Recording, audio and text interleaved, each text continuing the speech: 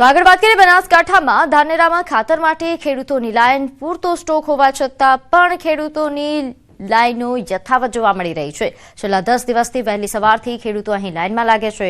ધાનેરામાં 2 ખાતર વિક્રેતાની દુકાન આગળ ખેડૂતોની કતાર જોવા મળી રહી છે। ખાતર વિક્રેતાના યોગ્ય આયોજન વિના આ કતારો લાગતી હોવાનો આરોપ છે। ખાતર લેવા આવેલા ખેડૂતોના વાહનોને કારણે ટ્રાફિકની પણ સમસ્યા થઈ રહી છે।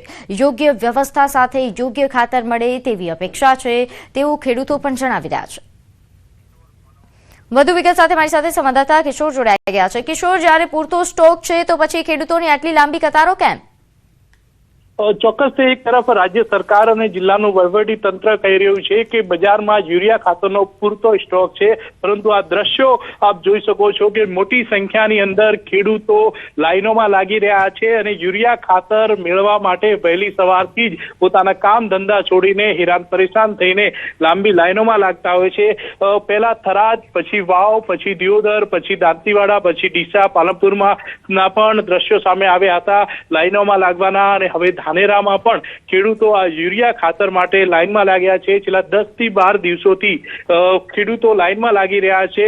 આજે ધાનેરામાં પણ 2 ખાતર વિક્રેતાઓના દુકાનના આગળ ખેડૂતો લાઈનમાં લાગ્યા છે। એવા પણ આક્ષેપો થઈ રહ્યા છે કે ખાતર તો વહીવટી તંત્ર દ્વારા આપવામાં આવી રહ્યું છે, પરંતુ યોગ્ય જે આયોજન ના હોવાના લીધે વિક્રેતાઓના ત્યાં લાંબી લાઈનો લાગે છે અને આયોજનના અભાવે ખેડૂતોને મુશ્કેલીનો સામનો કરવો પડી રહ્યો છે।